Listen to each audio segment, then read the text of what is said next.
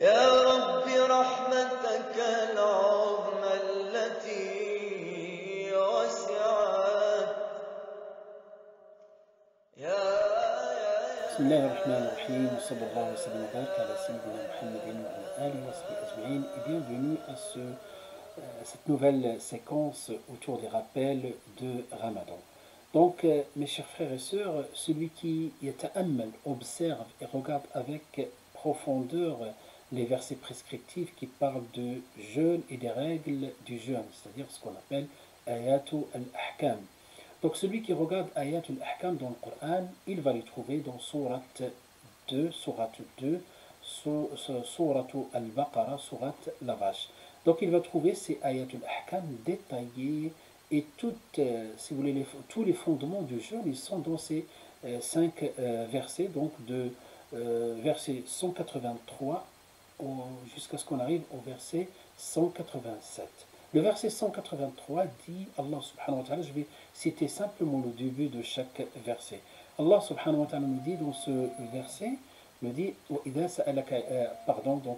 ce verset, Allah subhanahu wa ta'ala commence par Ya ayyuhalladhina amanu, kutiba alaykum as-siyam. Ô vous qui avez cru, on vous a prescrit siyam.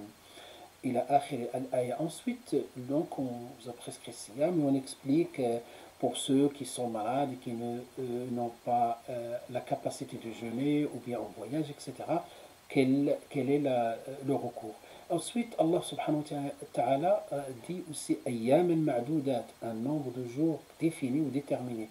Ensuite, donc, on finit le verset, on arrive au troisième verset dans lequel Allah subhanahu wa ta'ala dit shahru ramadan alladhi unzila fihi al-Qur'an. Ça, c'est le verset 185. Le mois du Ramadan au cours duquel le Coran a été révélé. Ensuite, on arrive au verset 100 et on parle toujours du jeûne. Faman shahida minkum ash-shahr, celui qui est présent donc pendant ce mois qu'il jeûne, donc l'obligation de jeûner.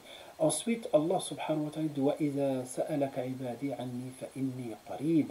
Et si mes serviteurs t'interrogent sur moi, je suis tout proche. Et donc jusqu'à ce qu'on arrive à la fin des versets. Ensuite, verset 187, les nuits, Allah vous a permis d'avoir des rapports ou des relations intimes avec vos épouses pendant les nuits du jeûne. Et donc, lorsqu'on revient maintenant, on fait la synthèse de tout ça. Verset 183, verset 184, verset 185 et ensuite 186 parlent et expliquent les détails du jeûne et les règles relatives au jeûne, même l'i'tikaf, la retraite spirituelle.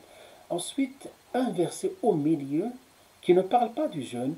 وَإِذَا سَأَلَكَ عِبَادِي عَنِّي فَإِنِّي قَرِيبٌ أُجِيبُ دَعْوَةَ الدَّاعِ إِذَا دَعَانِ فَلْيَسْتَجِيبُوا لِي وَلْيُؤْمِنُوا بِي لَعَلَّهُمْ يَرْشُدُونَ. Et quand mes serviteurs t'interrogent sur moi, je suis alors tout proche.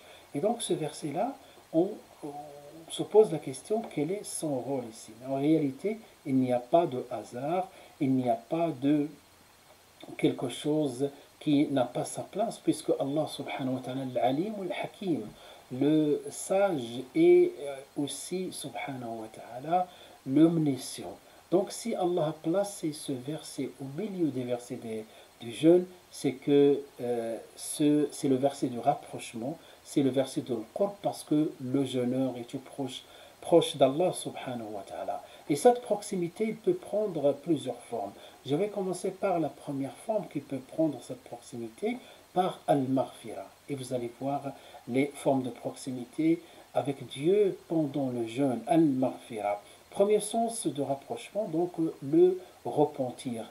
Et Allah subhanahu wa ta'ala nous dit فَاسْتَغْفِرُوهُ ثُمَّ تُوبُوا إِلَيْهِ إِنَّ رَبِّي قَرِيبٌ مُجِيبٌ. Allah nous appelle et il nous appelle tous les jours, implorez donc son pardon, puis repentez-vous à lui. Mon Seigneur est bien proche, mon Seigneur. Inna Rabbi qaribun mujib. Et cette proximité, subhanallah, tatahaqqaqu fi Ramadan. De quelle manière? Le prophète sallallahu alayhi wa sallam nous dit tasahharu fa inna fi sahuri baraka. Prenez le dernier repas de sahur, c'est parce qu'il y a dans ce repas, donc dans ce repas, une baraka, une bénédiction. Et effectivement, donc au niveau physique, ça rapporte est quelque chose qui est important de prendre ce repas. D'abord, c'est une sunna, mais le prophète sallallahu alayhi wa sallam a parlé de la baraka. De quelle baraka s'agit-il? Donc il y en a, il y a beaucoup de bénédictions, il y a beaucoup de baraka. D'abord la baraka du sahur, la baraka de proximité avec Allah subhanahu wa ta'ala. Parce que on va être dans les derniers tiers de la nuit pour prendre ce repas. On profite en même temps pour faire, après le repas, de faire des du'as, de faire des rak'at et demander à Allah subhanahu wa ta'ala et lui demander beaucoup de choses. Et parmi les choses qu'on demande, le pardon. C'est la raison pour laquelle le prophète sallallahu alayhi wa sallam nous a dit dans le hadith rapporté par le Bukhari et Muslim, d'après Abu Huraira radiallahu anhu, ينزل ربنا تبارك وتعالى في كل ليلة إلى السماء الدنيا حين يبقى الثلث الأخير من الليل. Allah subhanahu wa ta'ala descend, Allah tabaraka wa ta'ala descend chaque nuit, le dernier tiers de la nuit, et ensuite il me demande subhanahu wa ta'ala, Man yad'uni fa astajibu lahu, qui m'invoque pour que je l'exauce, wa man yas'aluni fa u'ti, et qui me demande pour que je lui donne, wa man yastaghfiruni fa aghfir lahu, et qui implore mon pardon pour que je lui pardonne. Donc voilà la première forme de proximité.